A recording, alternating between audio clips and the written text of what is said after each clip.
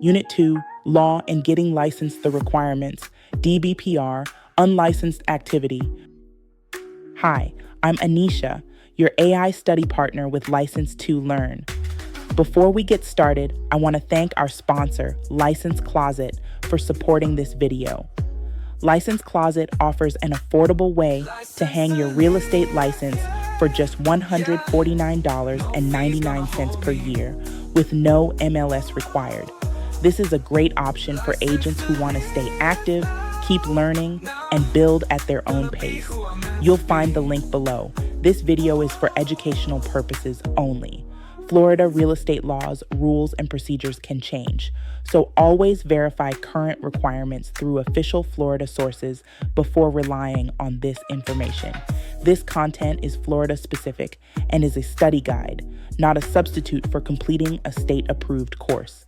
Now, let's get into today's lesson. If you've ever thought, I can help someone sell a house and just get a little thank you money, this unit is for you. Unit 2 is Florida's way of answering one big question. When do you need a real estate license to touch the deal? Here's how we're going to make Unit 2 simple. We're going to put everything into 3 buckets. Bucket 1, what activities trigger the need for a license? Bucket 2, what it takes to qualify for the license. Bucket 3, the clock's education and exemptions, how you keep your license clean and when the law doesn't apply. Also, quick exam reality check.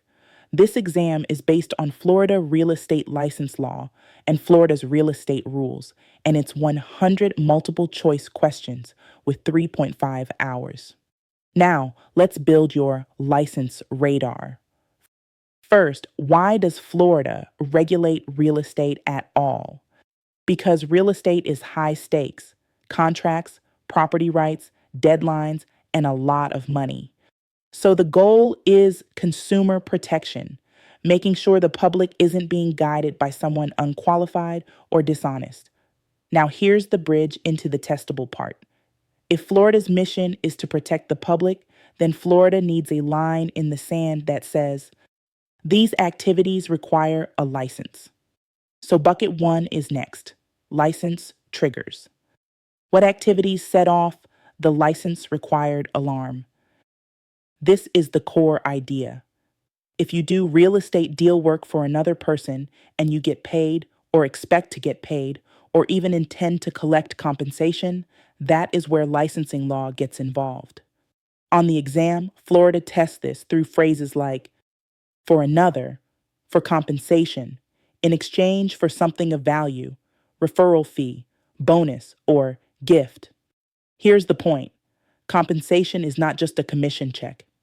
If the fact pattern shows anything of value being exchanged because you helped with a sale, purchase, lease, rental, or negotiation, your license radar should turn on. Pause and answer this. If someone negotiates a lease for a friend and gets a gift card afterward, what should your brain think? Possible compensation issue. License law may apply. Now let's place the roles. A broker is the person with the authority to run the operation and supervise real estate activities. A sales associate can do broker-type activities, but not independently. Your test phrase is under the direction, control, or management of a broker. So if the question describes someone doing real estate deal work on their own, your radar should flash. If the question describes someone doing it under a broker's supervision, that's the sales associate lane. Now a quick role that shows up on exams, broker associate. That's someone who is qualified as a broker but chooses to work under another broker instead of operating independently. Quick check. Qualified as a broker working under another broker, called what? Broker associate. Now that your license radar is on, bucket 2 becomes easy. If a person needs a license, what does Florida require to qualify? Think of qualifications like a checklist Florida uses before handing you the keys. Minimum basics, age, education, and character standards. At the exam level, you want the clean version. At least 18 years old. high school diploma, or equivalent. And the person must meet character standards like being honest and trustworthy. Also, to apply, Florida requires a United States Social Security number. Pause and answer. If an applicant has no Social Security number, what happens to the application as written? It can't be processed for licensure in that form. Next piece of qualifying, fingerprints and background review. Florida wants to know who it's licensing before the person starts handling the public's money and contracts. So fingerprints are required as part of the application process, and the background questions matter. Here's the exam mindset. Do not treat adjudication withheld like nothing happened.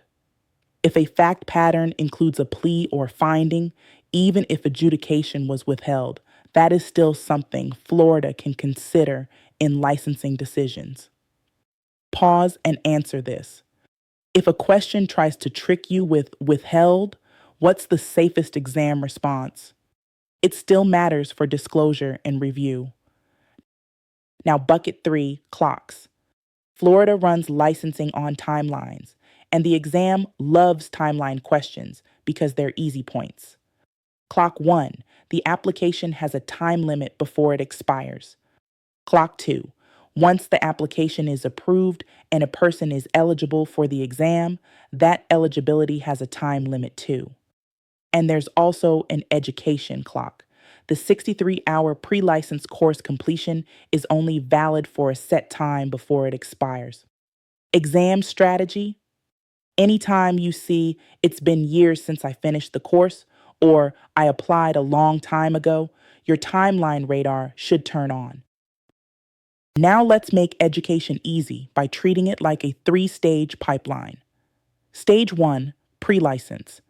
Sales associate pre-license education is 63 hours, followed by the course exam.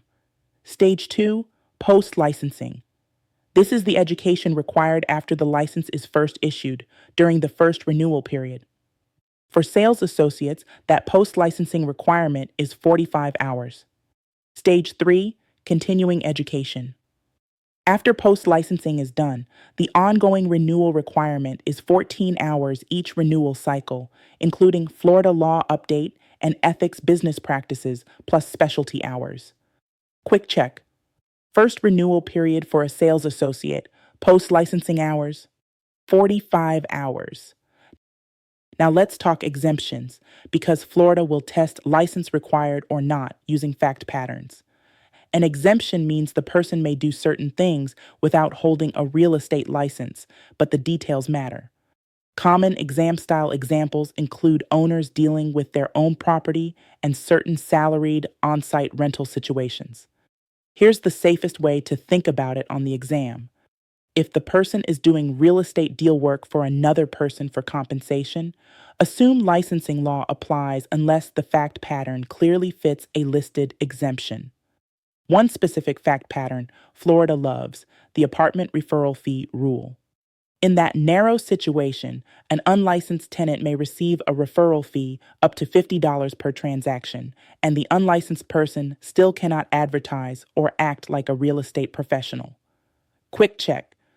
Tenant receives $75 for a referral. Issue? The amount exceeds the $50 cap in that narrow exemption. Last concept, mutual recognition.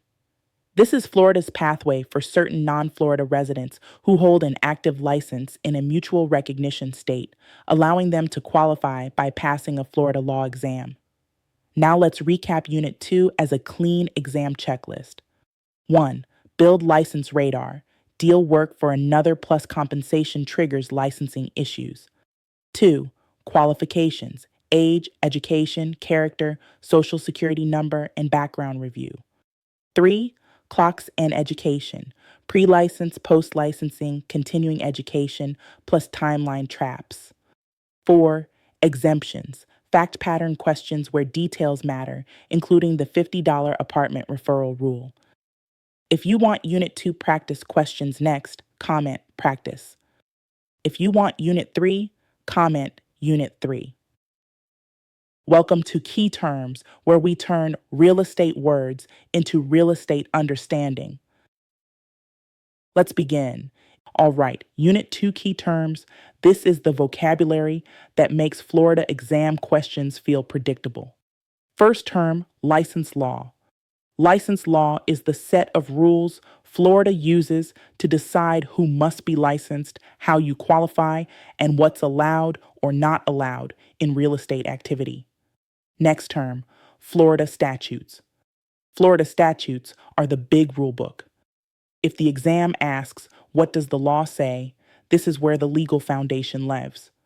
Next term, Florida Administrative Code. This is the how the rules are applied day to day rule book. If the statutes are the main rules, the administrative code is the detailed playbook agencies follow to run the system. Quick check. If a question says, which source contains Florida's real estate license law? Your brain should think Florida statutes plus Florida Administrative Code. Next term, Department of Business and Professional Regulation. This is the State Department connected to licensing and regulation for many professions, including real estate. Next term, Florida Real Estate Commission. This is the commission connected to Florida real estate regulation and education standards. Here's the exam-safe takeaway. When the question is about licensing steps, requirements, education rules, or official guidance, you're usually in the DBPR and Florida Real Estate Commission world. Quick check.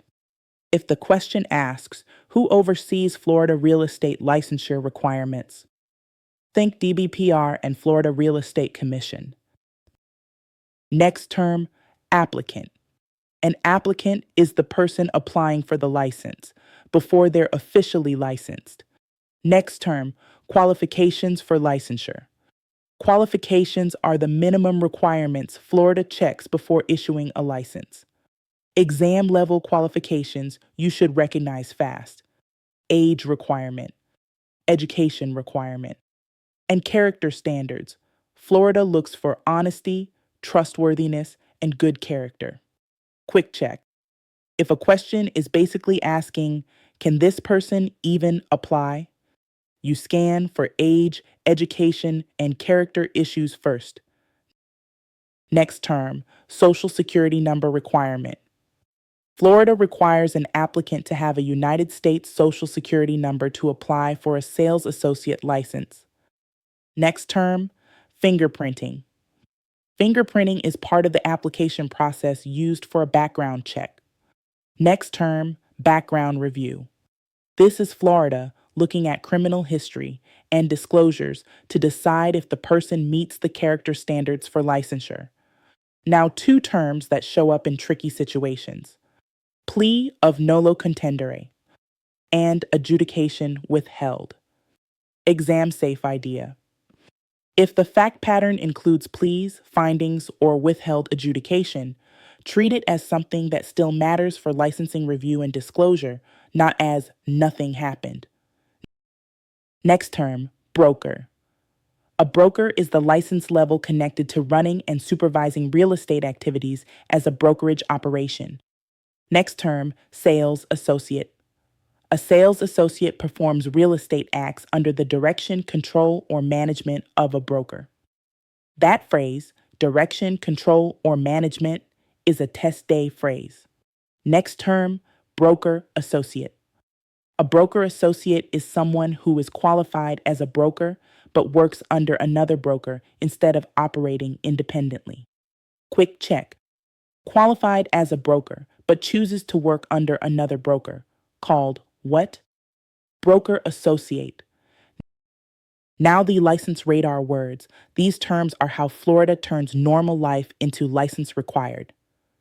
Key term, compensation. Compensation is anything of value received or expected in exchange for real estate activity. Key term, valuable consideration. This means value doesn't have to be a check. It can be money, gifts, discounts, credits, free services, anything of value connected to the deal. Key term, commission. Commission is a common form of compensation paid for real estate services, but it's not the only kind. Key term, referral fee or finder's fee.